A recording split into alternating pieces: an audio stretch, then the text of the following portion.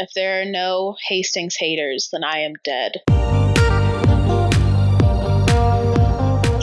Thank you for joining the Escape With Me Book Club. Escape with me, Sam Reiner. And me, Hannah Rossell. Into our most recent read. Come with us as we evade reality and go into detail about a new book. We'll be covering the book from beginning to end, so there will be spoilers. Today we are going to Lewmouth, England, a fictional coastal village in Cornwall. I had to double check. I'm not from here. This could be a real city for all I know. Had to look it up. What a terrible name, though. Lewmouth. I've heard worse. I know. Is it Lewmouth or Loomis? It looks like a mouth. The southerner in me wants to say it's Loomis because that's just how we do things. I don't know. It might be Loomis. Didn't listen to the audiobook, so I'm going to be no help this time. Published in 1934. We're finally getting away from, oh my gosh, this book is about to turn 100. This one just recently turned 90. Yeah! 3-act tragedy is the 11th installment of the Hercule Poirot mystery series. A murder with no reason is shaken off by the world around them. But when the same death happens twice, suspicion spurs others into action. Taking a backseat, Poirot watches as this murder unravels before him. With the assistance of 3 new characters, can Poirot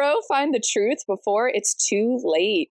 So, historical context, the last Hercule Poirot book was in September 33. So since then, her and her husband purchased what's called the Winterbrook House, which is where she will do most of her writing for the rest of their lives. So that's kind of a big thing that happened to her. Professionally, she published another book as Mary Westmacott, which those books are apparently being republished and getting audiobooks. Oh! That's exciting. That is exciting. And then we just have another one-off detective novel. No one specific, just detectiveness. But this book is going to begin a 9-book back-to-back Hercule Poirot publishing schedule. No wonder she hated him. And this woman publishes like 2 a year, basically. I'd have to go look, it might be shorter, but yeah, near the end of this stint, she's like, yeah, he really annoys me. And I'm like, no, duh, honey. I would also want to murder him if I were you. Oh my goodness. It's like the roommate you can't get rid of. Who did this to you? Who told you this was a good idea? Was this your idea?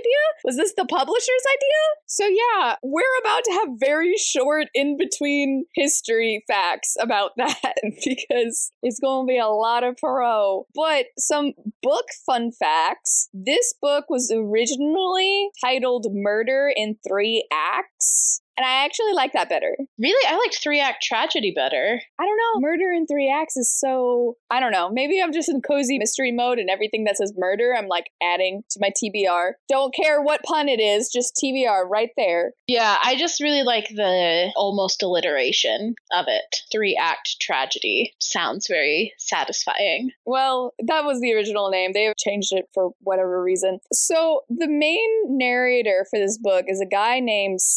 Heaven help me. Satterthwaite. I called him Satterwise, which I know is not right, but I was just like, Satterwise, that's your name now. It's definitely not that, but I wasn't trying to figure it out, for being honest. Sorry, my guy. All right, here is English surnames. Satterthwaite. The TH in there is just real weird. Satterthwaite. Yep. Oh, goodness. Satterthwaite is actually a character from another book. What? Remember how Agatha Christie is like my multi-universe? So he references solving a murder previously, and at one point he starts being like, oh, when this thing happened, and then he gets cut off for some reason. He's referring to a case called At the Bells and Motley, which is a short story in the book called The Mysterious Mr. Quinn, which was published in 1930. Which little universe is that one in? So it's just a collection of short stories. Oh, okay. It's not like one of her other... No, and so he was just a detective in a short story that she wrote for this random collection. Oh, fun. And so that's why he pops back up and he's like, hey, I'm also a detective. Sort of.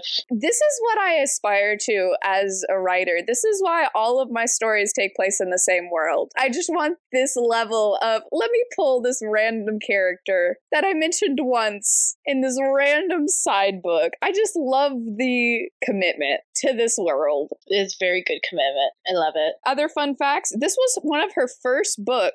Well, this was her first book to sell 10,000 copies in her first year. Oh, wow. Yeah, so this was a real popular book. She was really making a name for herself now. 10,000 copies in a year was very impressive in the 1930s. I know if someone did that now, I don't even think they would make the New York Times bestseller list. For then, that's really good. Yeah. That's awesome. Okay, let's look that up, actually. Yeah, it says if you want to become a bestseller, you must sell at least 5,000 to 10,000 books in a week. So that's a week. So yeah, she wouldn't even make New York Times bestseller list unless the first 5,000 was that first week. But that's a big deal. That's a big moment. Yeah, that's a lot of books. That's a big moment in her career. Good for her. So one thing that popped up to me that I had to research, there's a Doctor Strange in this book. I noticed. I was like, Dr. Strange, what are you doing here? And I was literally like, is there a connection? No, there's not a connection. It's just a funny little coincidence. It's a funny coincidence that this dude who's a nerve doctor, who's basically, he's not a surgeon, but mental doctor. Psychiatrist, yeah. And Doctor Strange of the Marvel Universe, who is also a doctor. He's a neurosurgeon. It was just, that's such a coincidence. But yeah, it turns out the dude that made Doctor Strange named him because the collection had Strange in the title, the comic book collection. And so he was Doctor Strange because he was going with the Strange collection. And so that's how it happened. Yeah, it took me, I was like, is that? And it just made me giggle every time he came up after that. We had another book that we read, and the author had the gall to name the inn and tavern of this town the Red Lobster. Oh my God. And I'm like, you can't do that. Why would you do that? So yeah, that's just some fun facts about this book. Background, I've never read it. Nope. We've hit the point where we've read all the books that I have read. Now it's going to be exciting for both of us. Woo! Yeah, I managed to pick up quite a few of them. But yeah, never read this, didn't know what to expect going in. I almost expected it to be a play. I did too. Because we have been surprised by plays in the past with Black Coffee. Leveling up our nerdism here, our book history, our literary history. But yeah, neither of us has ever read this one. It does not have Hastings. Hallelujah. This is one of the books that the list did not lie about. Which, by the way, we had a comment in our Lord Edgware Dies that says the reason that she wrote Hastings off is because she thought it would cause too much comparisons to, which they were already over comparing them, Sir Arthur Conan Doyle. She kept bringing him back anyway, so I still wonder if the remorse is there, where she's like, I've made this harder for myself in a bit of temper, alas. But this is adult, but probably one of the shortest content warnings we've ever had. Yeah, wow. So we have murder, and we have full out language. My goodness. Yeah, I was like, oh dang, were we in like a bad mood writing this book, Agatha? That egg, that old egg. Good old egg. Certainly has a bravado about her. Truly. So language a lot, and mental illness is kind of mentioned throughout because Dr. Strange is a nerve doctor, is how they put it. And then there's a patient that they talk about a lot. But that's it. That's 3 things. That's a very short list. I know. I wonder if we'll ever get shorter. It'd be pretty hard. I'd be shocked. It wouldn't be Agatha Christie, honestly. I read an interesting article when it came to her Jewish representations. The article pointed out that while she definitely had anti-Semitic things in her writing, like the dude being Jewish and being like, oh, he's got a lot of money, you know, and this might be a spoiler. The Jewish person is never the murderer. That is an interesting point. That is very true. There's a lot of discourse about representation. It's like you could say one thing and then somebody else could say the complete opposite thing about that same thing. That's true. But this one, at least we're not getting racial slurs. This is a step up. Let me tell you, it's always shocking when I would be listening to the audiobooks just on my drive to work and hear a racial slur at like 7 a.m. I'd be like, what? Yeah, it's pretty shocking. Having to process it. And that was just casual back then, man. Yeah, and I was just like, oh my, okay. No, really, they were racist. We swear.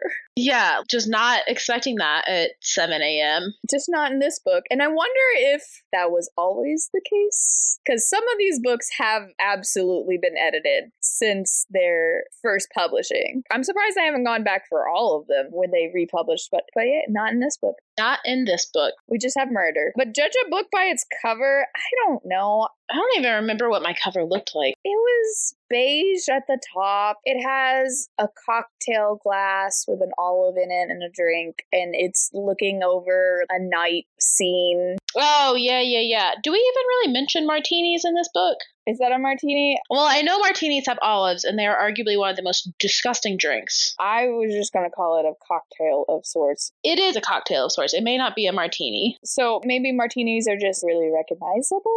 Because they do cocktail stuff a lot. I mean, the cocktail makes sense. The main character likes making them. Yeah, I don't know. So I had no idea what to do here. I thought maybe we're going to a cocktail party, and I bet somebody dies. And a beach. There's a beach involved. That was my guess. Oh, I couldn't even tell what the back thing was, so... Well, I saw the ocean, and I was like, oh, it's a beach, was my guess.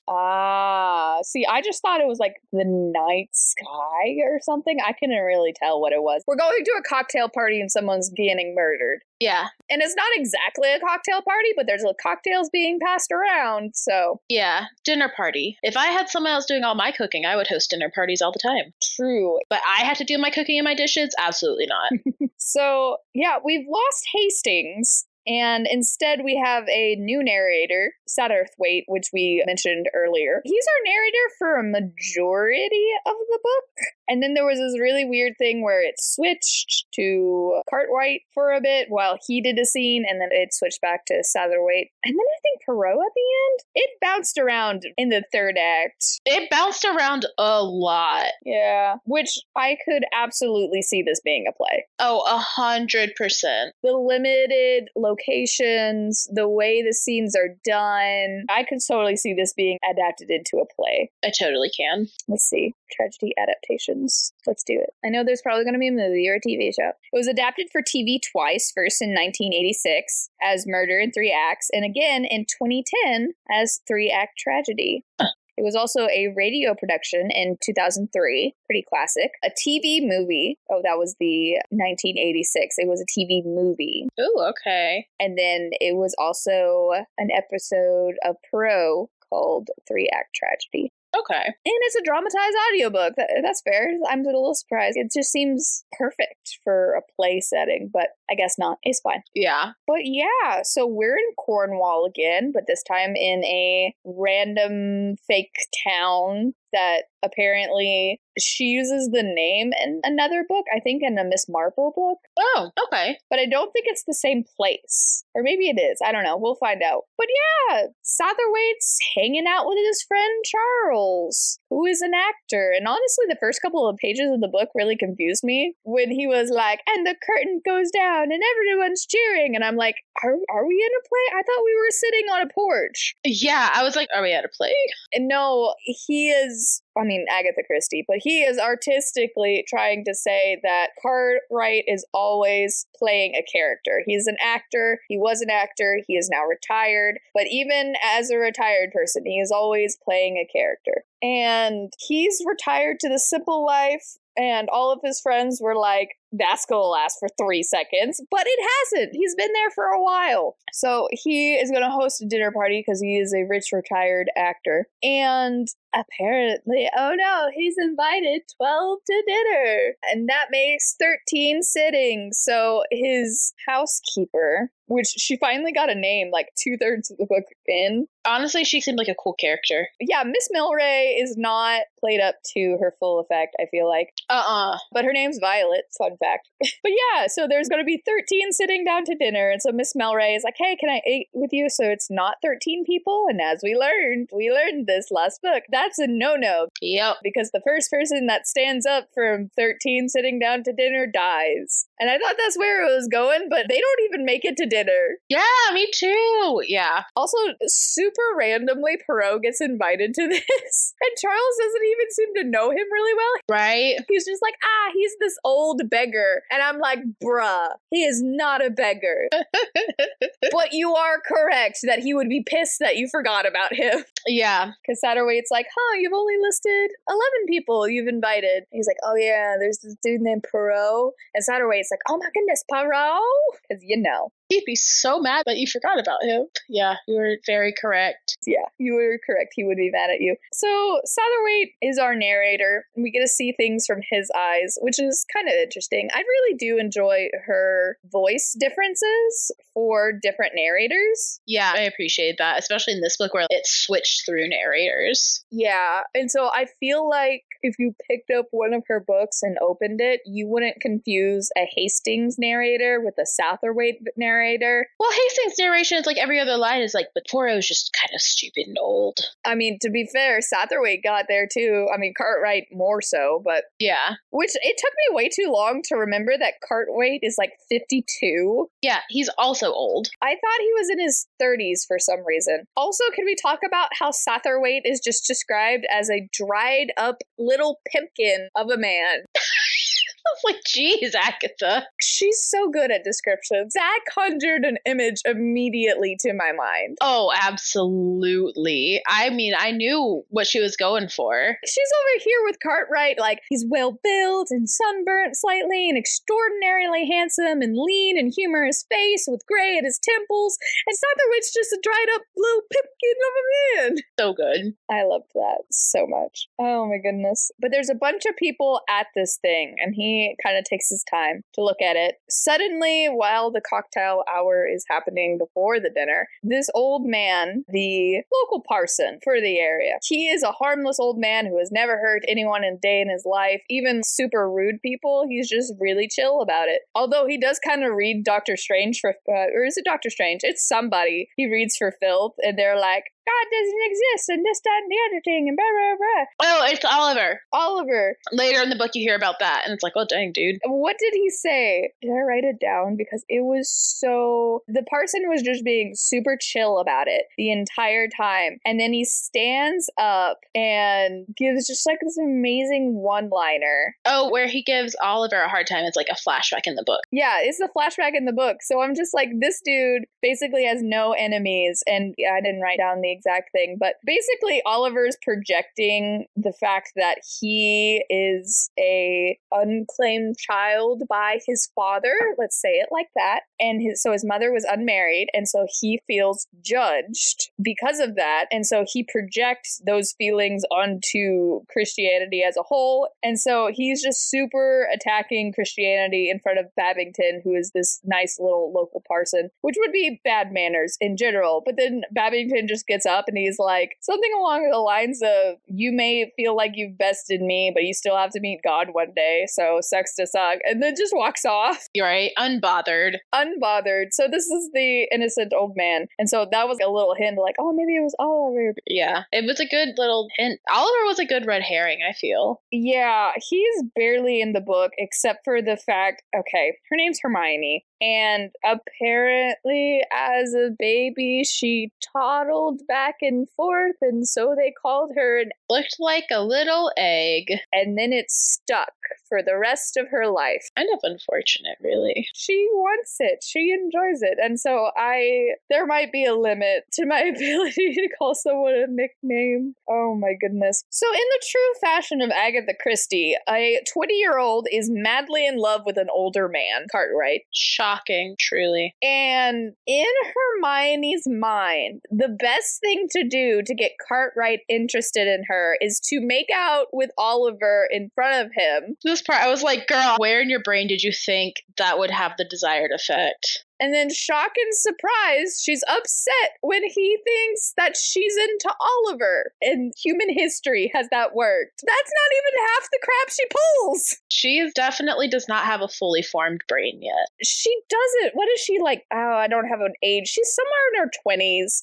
She's like pre-25, which is when the conventional, your brain's done forming. And she has apparently a lot of energy and just no self-awareness. So that's how Oliver's kind of used throughout the book to me. Do you think Agatha Christie wanted us to hate Egg? A little bit, yeah. Yeah, probably. Yeah, she goes out of her way to make Egg the least enjoyable character. Yeah, honestly, Egg was kind of annoying. She was annoying in a lot of things. She's the reason that we have a full language warning. Just her actions and everything she did, she was just freaking exhausting. And Agatha Christie has had other young characters that weren't this bad. That did the line of, oh my gosh, the youth these days. A little bit, but they had some substance there. Yeah, who made Agatha Christie so angry that she was like, I'm going to make you the worst character ever? She comes off as needing help. She comes off an insufferable 13-year-old trying to act older than she is. I can't diagnose anyone. Obviously, I have no formal training in any way. I'm just diagnosing her as really annoying. Yeah, she has something. Sometimes I wish I could just hand these books to our fellow co-star Caitlin and be like, please. She's busy. Sometimes I just want to, what do you think? Can we just extract all the Egg scenes and have her read them? She's just too into Cartwright. It makes me uncomfortable how much she obsesses over this man. Yeah, 100%. If she's not known for, she should be. Her 50-year-old colonel, it's always a colonel, 50-year-old colonel being obsessed with this barely 22-year-old and her falling in love with him. Yeah. Did Agatha have something for older men that we just don't know about? It just must have been common for the time period. Yeah, I was gonna say, or was it common for back then, like you just said? But I do like how she uses it, because like I said, she is the queen of taking something and conditioning you into a certain way of thinking, and then when it comes back around, you're like, oh crap, I forgot to think outside of the box. She's very good at that. So she definitely takes that trope into mind here. Yeah, I hate Hermione. The hero worship. She's got problems. 100%. We're introduced to her as a person that would make out with another man in front of this other dude to make them jealous, and she does not redeem herself at any point. She is obsessed over a murder investigation because she thinks if they're thrown together enough, he will eventually propose. Yeah, I mean, solid line of reasoning, girly pop, right? Cozy Mystery is pretty bad about, oh my gosh, we have fallen in love over this murder investigation. But at least they try. Yeah. But maybe, then again, maybe she's not trying. Maybe that's the point. Maybe you're supposed to get an ick about this. Maybe. I don't know. She does make it seem that, like, oh yeah, she's into this older man, but everyone finds it really weird. They do. And everyone's like, could you just date Oliver? He's clearly in love with you. Just get together with him. And then you meet Oliver, sort of, you hear about Oliver mainly, and you're like, oh, we're scraping the bottom of the barrel here, aren't we? Yeah. Although it's by the end of the book, it's implied that they're going to get together. Yeah, he's like, I have seen the error of my ways, and I will stop being a jerk. Yay? Good for you, I guess. I am going to pretend that's a real thing that stays. Yeah, I'm going to take that. That's as happy ending as we're going to get from her. Unless she brings these two back randomly, which she does like to do, so she might. Oh no, that's true. This is the multiverse. We might be reading a book 2 years in the future and be like, oh my gosh, hey guys. Hey. Funny seeing you here. At the rate we're going, that's like, what, 4 books? Maybe 5. Depending how we're feeling. So yeah, the weird thing happens. This dude dies. Super weird. I had a lot of theories about why he might have been murdered. I thought his murder was related to his son's death. His son died in India.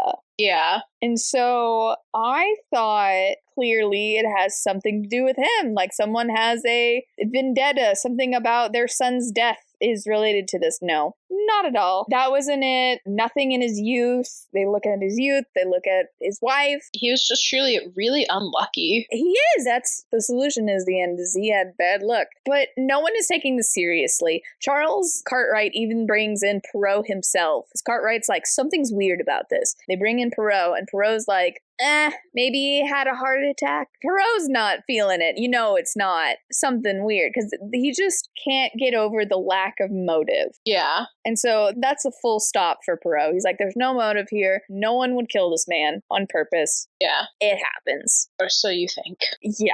Oh, here's another thing that creeps me out with Hermione. She is obsessed with the idea. So Cartwright moves away shortly after this, and Hermione is convinced that another woman has stolen him away from her to an obsessive degree, to the fact that she calls several women the B word several times. Yeah. The possessiveness is gross. Insane and alarming. Yikes. Oh, this is the type of person, if they went to your high school, you would just avoid them. They would be a stalker at some point. I would just avoid her at all costs because she is the drama. She's a little much.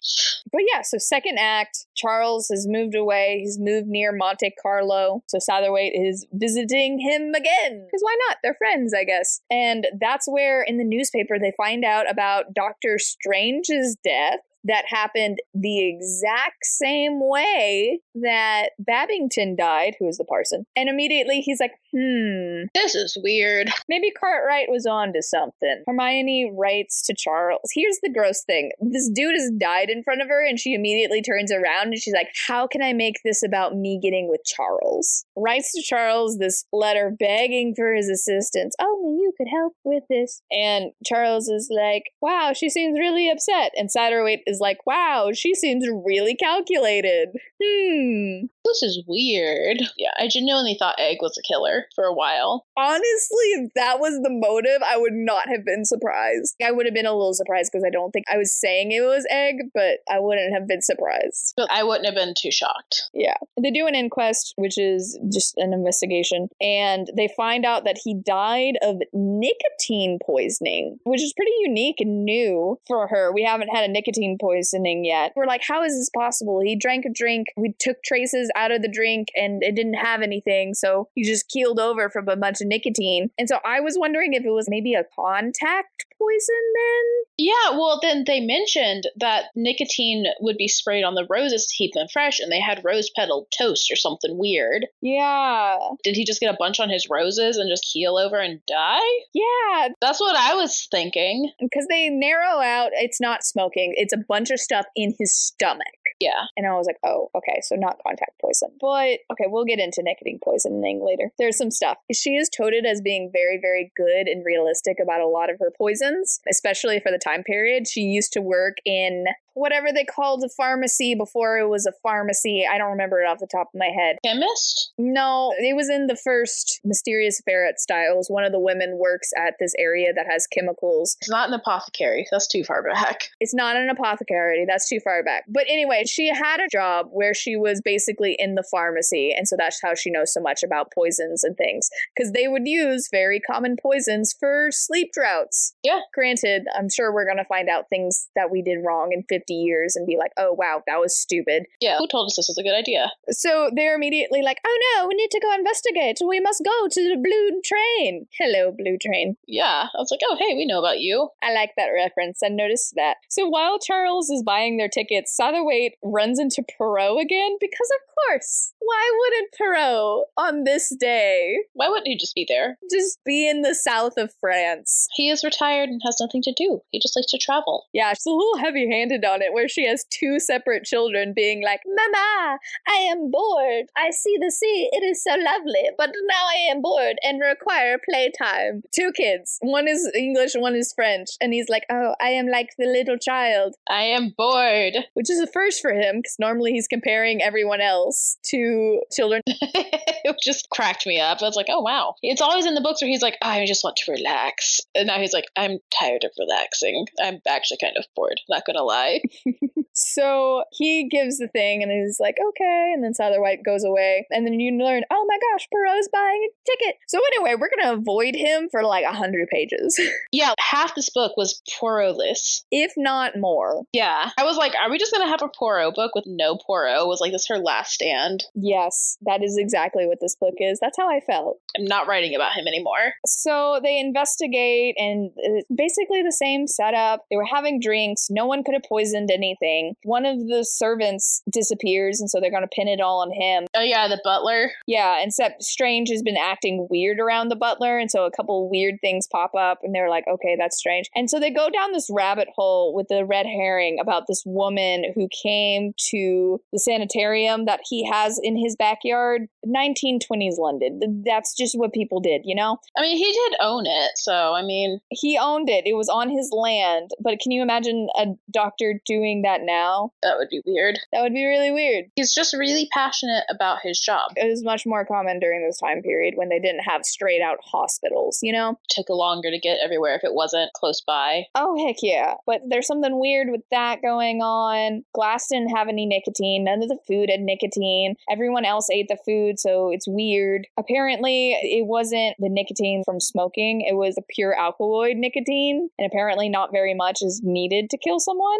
Yeah. And there's just weird things about it. Like Oliver showed up by wrecking his car nearby. Yeah. That's really weird that it happened during the dinner party. And it looks like Strange straight up just invited the entire party from Charles's party on purpose. It's just the whole setup is very weird. He looks very sus. Yeah, except Cartwright's not there. Satterworth's not there. And Mrs. Babington's not there. Yeah. But everyone else is there. Yeah. The whole thing is very, very weird. Yeah, and Oliver looks very suspicious at this point. See, I thought he was too much of a red herring at that point. Yeah, no, I was like, there's no way it could be him, but I was surprised no one else was suspicious of him. That's true. They were like, that's weird that you did that, but he must have his reasons. So this butler has disappeared since then, and I was like, he's dead. No one's gonna find him. He dead. Yeah, 100% dead. And at one point, this was me just misreading a line. There is 12 stone of solid butler. I think they're talking about how big he is. You measure weight in stones. Yeah, no, but I misread that as 12 stone of solid butter. And I was like, dang, that's a really rude way to describe someone. Oh my goodness. And I had to reread it. I was like, oh, butler, not butter. That makes more sense. Oh my gosh. That's so funny. I was like, why are you describing him like butter? That's really mean. It's so freaking rude. Yeah, I was like, dang. He hasn't been great, but goodness. Jeez, didn't have to go for him. There's enough to say about his personality. Right? And I was like, okay, now that makes more sense. So, it's super weird. They think maybe he's a criminal and he was on a run. So even if he didn't do it, he was a criminal and he needed to get out of there. And so I wondered if Strange knew Ellis wasn't a butler, because there's a lot of hints that he's not a butler. Yeah. But Strange knew that Ellis wasn't a butler, but needed his underground contacts. For something. Or needed something from him. Yeah. Yeah. And so that was my thought with that. It did not happen. That is not facts. It's a good guess, though. I also thought the fact that Ellis, who is the presumed butler, he had a newspaper clipping of something about a daughter of a duke marrying. And I thought that was going to be important, but no. It was just there. She was just red herring me all over the place. True, there's so many in this book that I noticed, and it was like, that seems like a red herring. All the time. Why not? We'll just throw in extra detail for funsies. Who needs Chekhov's gun? That one. So, there's this whole thing about, they think Rauschenbridger, by the way, is this woman that got into the sanitarium and happened on the night, and Ellis was like, hey, the Rauschenbridger's here, and he was like, oh my goodness, there's just an amazing butler, Ellis, so funny. And everyone's like, that was weird. But they think, oh, she's a code of some sort. She's not actually there. Yeah. They go and they talk to the matron of the sanitarium, and she gave way too many details about the story, about a maid calling her the wrong name to explain something. And I was like, you know how when certain people lie, they gave way too many details? That's how I was feeling. But nope, she is a real person. That actually did happen. Yeah. Oh my goodness. Oh, by the way, it wasn't a car crash. Oliver had a motorcycle accident. And he crashed into the wall or something? Yeah. And so I'm thinking like the Aristocats.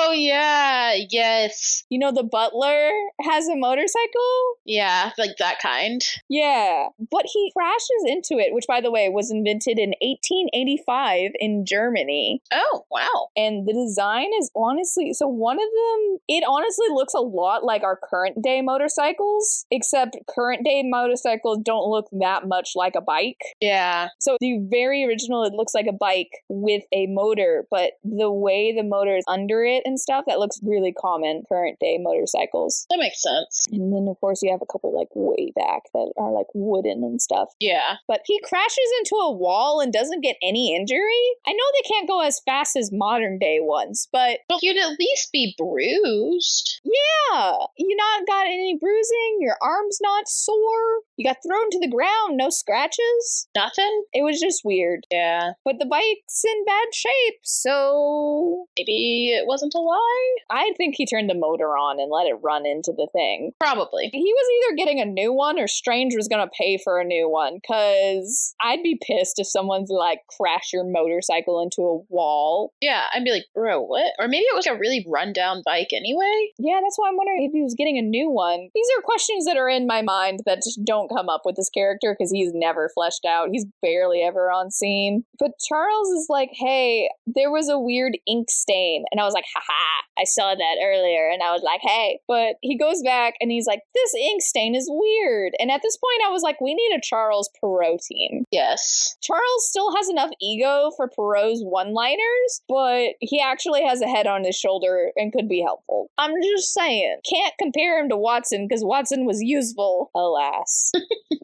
But he does a bunch of things and he finds out, oh my gosh, if you throw it down in this exact way, you can do this. Oh my gosh, look, there's papers under this gas fire. And they're clearly setting up that Ellis was going to blackmail Strange's murderer. And I was like, yep, he did. You gone. There's no whatever about it. And there's a couple ways that he could have died that Southwaite brings up even. Like, he could have killed him straight out, or he could have given him the money, and then when he turned around, killed him. Yeah. So Charles wants to wait a couple days on it to be like, oh, we're ahead of the murder. And Southwaite is like, no, the police have been really nice to us. We should definitely give it to the police. We are not Poirot. Yeah. He doesn't say that, but in my mind, it's like, you're not Poirot. You can't keep things from the police and then just be like, aha, that Poirot, you know how he is. I mean, because he always solves the murder. He always solves the murder. They just let him into any crime scene ever, and it's so funny. He just has a lot of connections. This does reopen the case with Babington, and they exhumed the body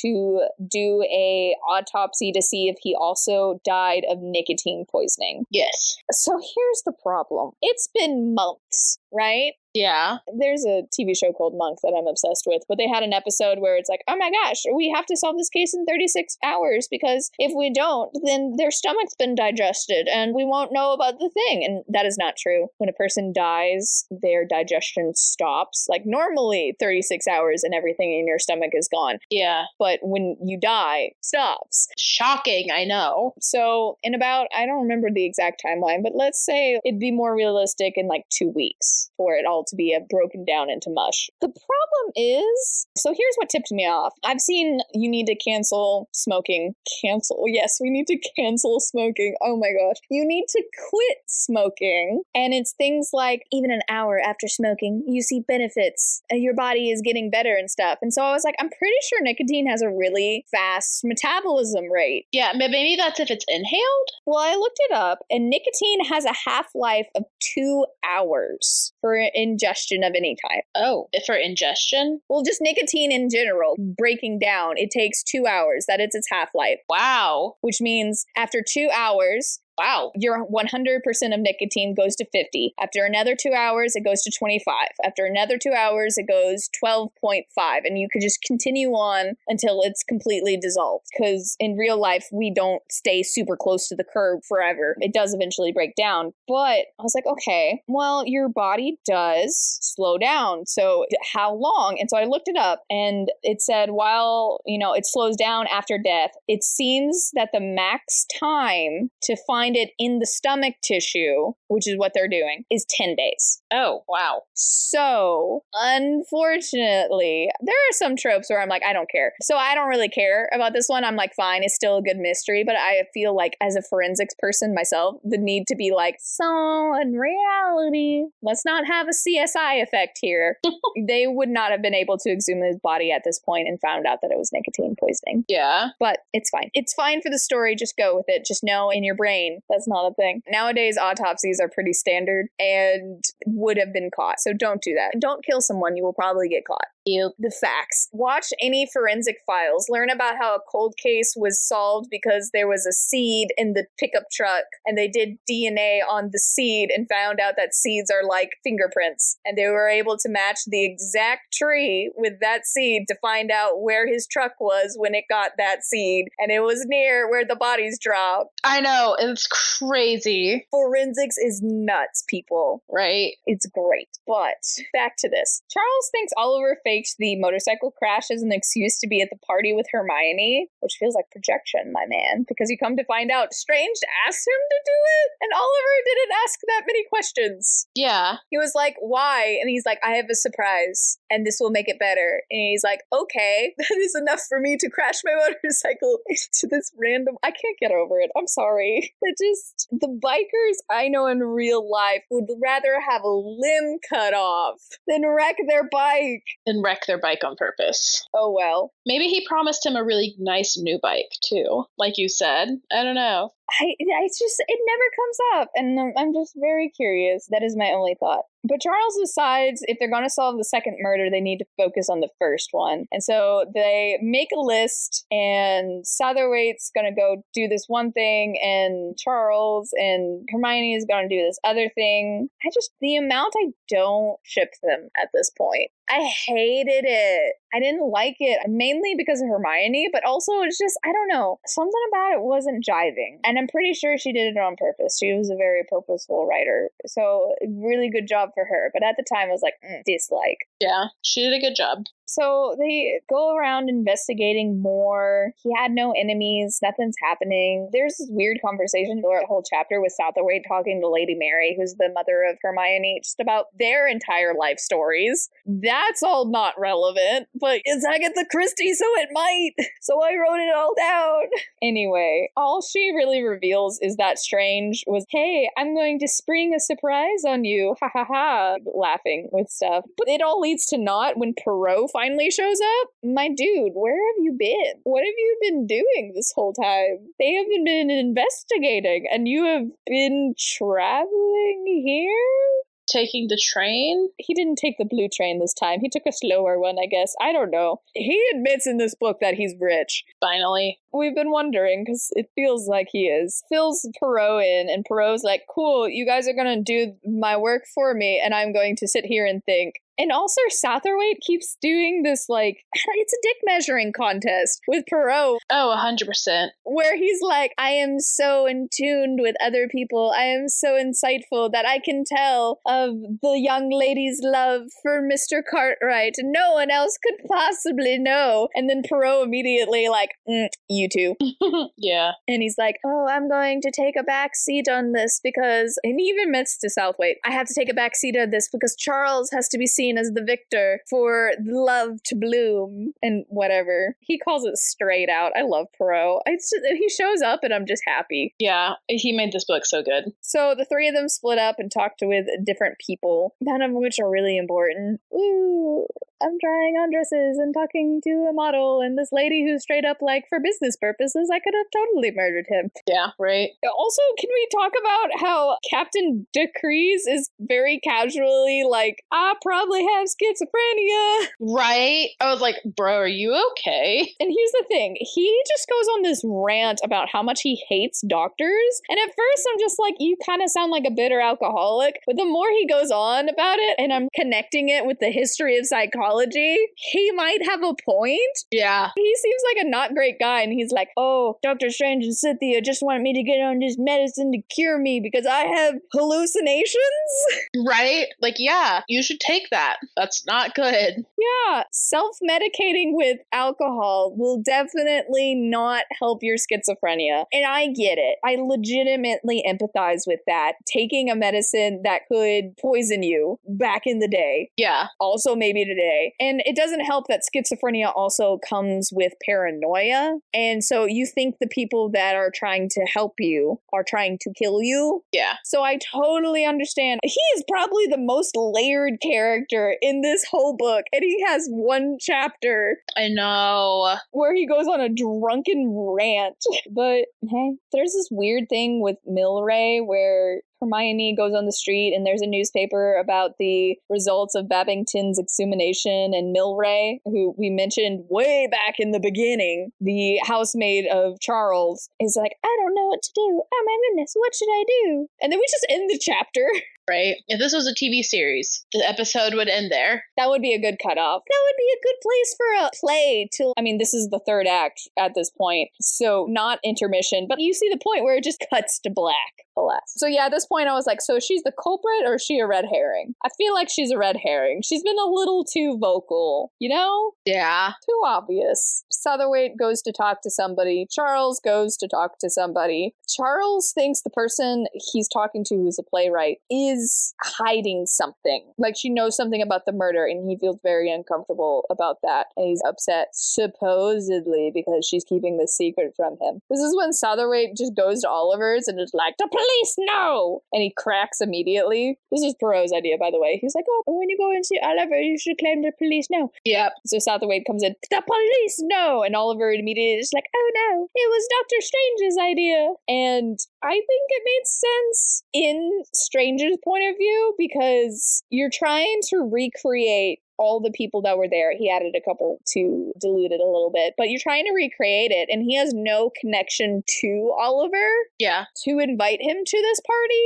and so he comes up with this reason to do it. Oh, but Oliver tore up the letter. Right? Dude, why'd you tear it up? Why? Why'd you tear it up? Like, that's such a very specific thing to say. It's not even like I threw it away. I tore it up. I tore it up. Okay, whatever. There's also like a clipping about nicotine falls out of his pocketbook that the playwright picked up. Yeah. And so it's like, oh, he's so suspicious. And so I was like, oh, it's not him. Right? It's too obvious. He's too obvious. He also seems concerned that Poirot is back in the country, and that never gets explained. Yeah, I'm like, what else have you done, my guy? What does Poirot know? What have you done? Or that you hope he doesn't know. Yeah. Whatever. Poirot throws a sherry party. Which is such a rich person thing to do.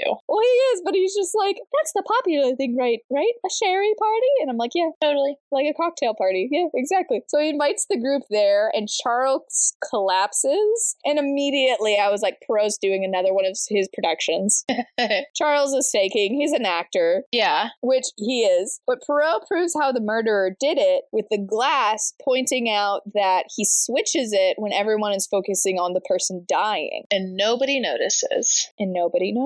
Good job, Poirot. Also, he got to watch the face of somebody and learned something. Dun, dun, dun. Yeah. He warns the entire party that keeping silent is going to lead to their death. That's a good place for a commercial break. And then everyone leaves after the commercial break. It's a little anticlimactic, but it's a bold statement. Yeah. A telegram comes there's a bunch of red herrings back to back to back to back. Oh my gosh, so many. A telegram arrives from Rushbringer saying, I have important information, but there are still 4 chapters left, and I was like, That's suspicious.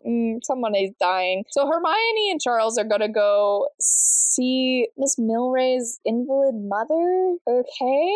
They go and do that and whatever, and they finally have it out walking in a graveyard. Okay. First of all, find out that Charles's last name is Mugg. Yes. Yeah. And I thought that was a hint that Cynthia had a maiden name, but it was not that. It was much more straightforward than that. But in this graveyard, he's like, do you love me or Oliver? And she's like, I love you. And then apparently they get engaged. Very quickly. Yeah, they just go home and they seem excited, and Satterway's like, so you got engaged. Oh well. Poirot went to the place and she was killed by poisoned chocolates. And did people seriously just eat stuff without knowing where it came from?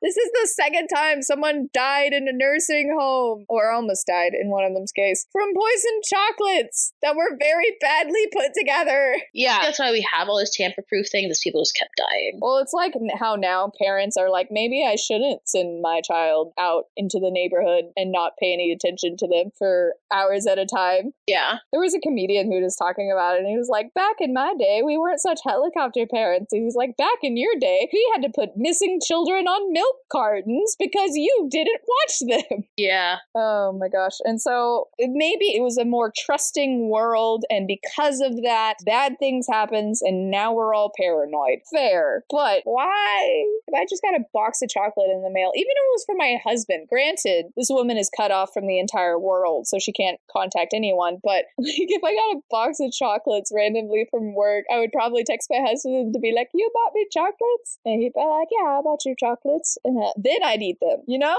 Yeah. But yeah, so she's dead, and that's kind of, okay, we're at the end of the tracks there. Weird. Yeah, but then at that point, I was actually pretty proud of myself this book, because at that point I was like, okay, so it has to be 3 people that did the murder, because only 3 people knew about the telegram.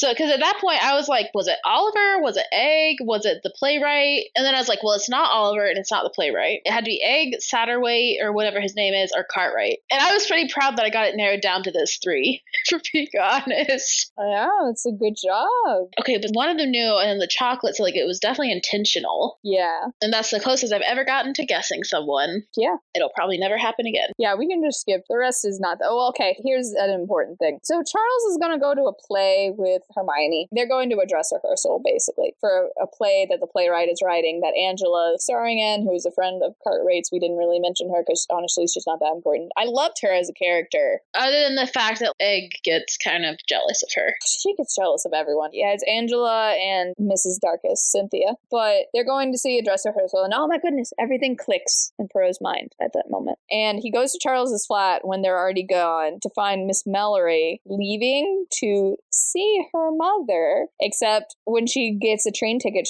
Poirot's following her, by the way. When she gets a train ticket, it's back to Lumouth. Yeah. It's a fake town, okay? No one should be insulted. It's fine. It's just a funny name. And it's a very dramatic scene, honestly, where he follows her to this tower in this mansion that Charles owns. And there's a tower in the distance that's hard to get to. And when she's in there, there's all this chemistry equipment, and she raises a pipe to destroy it all. And Poirot stops her at the last moment and tells her, no, this is destroying evidence. And then it cuts there. And I'm like, Poirot! Yes. No, I want to know what had happened. Dang it. Right? Oh, well. The next scene is the 3 of them sitting, Egg, Satterway, Charles, sitting down to him explaining, which should have been a clue for me. I didn't get it. I wasn't even close in this book. I gave up guessing. It should have been a clue, but he has several times done the big reveal without the culprit being there. Yeah, for sure. So he explains that the butler never existed. He was in a disguise, which is really clever because earlier when he figured it out, they were like, do you think they'll ever find Ellis? And he's like, he'll never be seen alive again, which on the face would be like, oh, he's been murdered, he's dead. But it also could hint at it being a disguise, and that person will never put that disguise on again. It was very clever word play. Cap, cap, cap. The butler was Charles in surprise, and Strange was in on the joke. That was why he was laughing, getting, and being like, oh, ho, ho, I have a surprise for everyone. I'm gonna be like, he's been pretending to be my butler. Yeah. He's the one who wrote to Oliver? That got me. Because someone was like, no, he seemed genuinely surprised that Oliver was there. And I was like, this is weird. So Charles wrote to Oliver to get him there, to get just more people from the original scene of the crime there. Except he himself isn't there because he's there as Ellis, not as Charles Cartwright. So all of the suspicion wouldn't be on him. He's the one who sent the telegram from Rushbridger. And he's the one that killed Rushbridger as a red herring. Except Poirot points out his flaw was that Rushbridger sent the telegram to Poirot. Which, why would she know he's there? care? Yeah, why would she know he's involved, and why would she know where he's staying? Ah, that was a good one, dang it. Should have figured that out, darn. But the playwright figured it out because she recognized a distinct birthmark on the butler's hand, and when Charles comes and asks her something, she's like, oh, it's the left hand, or maybe it's the right. Oh, could you hold this for me real quick so I could figure it out? And he does, and she's like, oh yeah, it's definitely this hand, but what she was really doing was trying to set his hand in the exact position it was, offering her the thing, and her being like, yep, that was definitely the hand. This woman's good. So smart. I would read a book with her as the detective. Holy crap. Everyone keeps being like, oh, she's so frumpy. She's so old. Whatever. She's such a clever playwright. And I thought she was younger, too. They at least made her seem dumpy. Yeah, I was imagining her, like, in her 30s. But I could have been totally wrong. But yeah, they made her seem like she didn't know what she was talking about. But I was like, no, this girl is smart. Yeah, I don't have anything necessarily pointing out age. She's tall, thin, with a receding chin, fair-haired, with a bad wave, and pale blue eyes. But the whole way they talk to her is like, oh, she's such a clever playwright. Shame she's such a dull person in real life. You know? Maybe she's such a good playwright because no one notices her and they just say stuff in front of her. Yeah, literally, that's what she says. Is I'm an observer of the human condition, and she's very good at it and very witty with a pen. Do you think that was a self-insert for Agatha? No, I think we've met our self-insert in the apple-obsessed woman. Oh, well, I meant for this book specifically. Ah, maybe? Although, why would she call herself dumpy? Did we have some, like, self-esteem issues? Well, maybe it's people underestimate me. Maybe, yeah. Which, if I'm not mistaken... Oh, never mind. I thought Agatha Christie was tall, but she was 5'4". Well, about average for that time. I think that's the average woman's height worldwide. So yeah, maybe it's like, oh, people look at me and they underestimate me. But I love this. I was so worried about her. She disappears and you're like, crap, she's dead too. Yeah, I was like, oh no. So Poirot did the whole, if you don't tell me now, you may die, or it'll be fatal. They all leave, and he's like, oh, well, I tried. And so everyone else so Charles and the trio leave. And he immediately calls her and is like, hey. You need to go. So we both know it's Charles, right? Right? Okay, cool. You need to go hide. Please come to my hotel. I have another hotel room for you hiding, so we can keep you safe. Yeah. But we're gonna get him, but we both know it's Charles, right? I think Poirot was just happy that someone else figured it out. He gave her some pretty good praise, I think. Oh, yeah. Hey, Poirot, do you need a new accomplice? She wouldn't. Place Hastings? She would not put up with Poirot for a second. Yeah, that's true. So, yeah. Here's the problem. Charles fell in love with Hermione, and he wanted to marry her, but he was already married when he was real young. And that's why he had to kill his best friend. And that's why he had to kill his best friend. Which raises the question, why not just kill your wife? Because she's stuck in the sanitarium. He can't get to her. I mean, apparently if you just send poisoned chocolates to her. Right, that's what I said. Just send her the chocolates. Don't say who it's from. Killed this random woman. Maybe that would have been just too convenient. I don't know.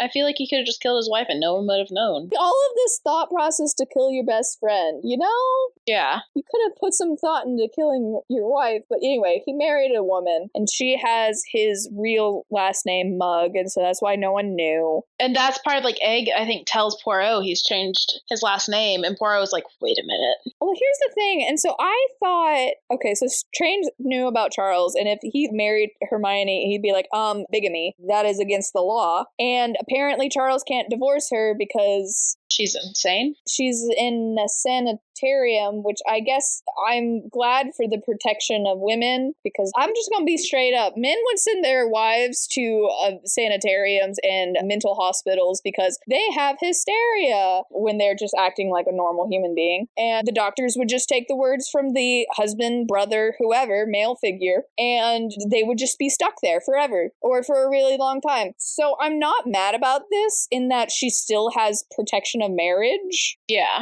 But I really do think not being able to divorce someone, Poirot's like the only way you couldn't divorce someone is either a jail or a mental hospital. And I'm like, Yes, it was a good idea, but who also thought this was a good idea? It is both. I'm glad for it in the situations that they were in reality, but in a perfect world, you know, where they're in the mental sanitarium because they need to be. I don't know. It's a whole thing. Anyway, that is the motive here, is pretty girl. Yeah. Want to marry. Okay. So I thought this meant he killed Babington because supposedly Babington knew Charles most his life. So I feel like Babington would have married them, you know? Yeah. And so I thought that was the connection, but no, there is no connection. He was just the dress rehearsal. Ha ha ha. He was just the dress rehearsal. Charles randomly sent out a poisoned cocktail because he knew Strange doesn't drink cocktails. And just whoever got it sucks to suck. Yeah. Could have killed Hermione. Right, but he handed her one, remember? Oh, that's right. He did hand her specifically one. But he specifically handed her one. Satterwhite doesn't realize until later that, wait a second, I could have been killed. Yeah. By my supposed friend. Do you think he now goes to parties and is like, I don't need the drink. I'll just make it myself? I have no idea. It would be a crazy thing to happen twice. Let's just say that. Well, I guess a third time. If I had a nickel for every time this happened, I have 2 nickels, which isn't a lot, but it's strange that it happened twice. It's still weird that it happened twice. Yeah, Milroy figured out that some of her rose spray solution of nicotine was missing and realized that Charles did it. Yeah, because she was like, why am I ordering so much of this? And then was like, oh, shoot. But she's in love with Charles. I know people kill for murder. Murder for love. People kill for murder. Yes, that is, yeah, yep, indeed they do. Thanks.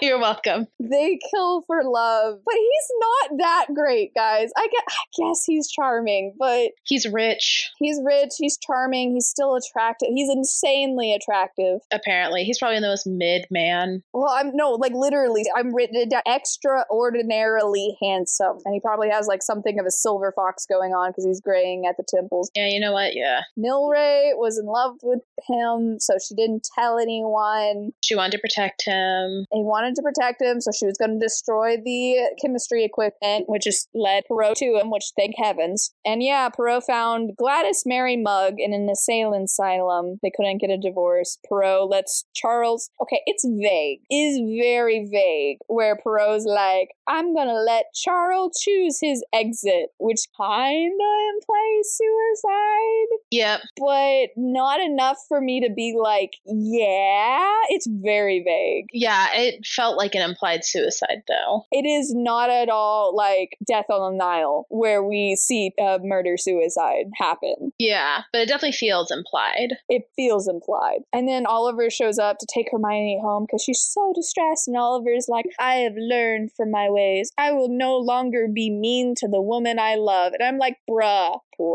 Keep being mean. You could do better than her. I mean, there is that. I don't like any of them, honestly. All of you can stay single forever. Yeah. But the book ends with Satterwhite being like, oh my gosh, it could have been me. And that's how it ends. No, but Poirot goes, even worse, it could have been me. Could have been me.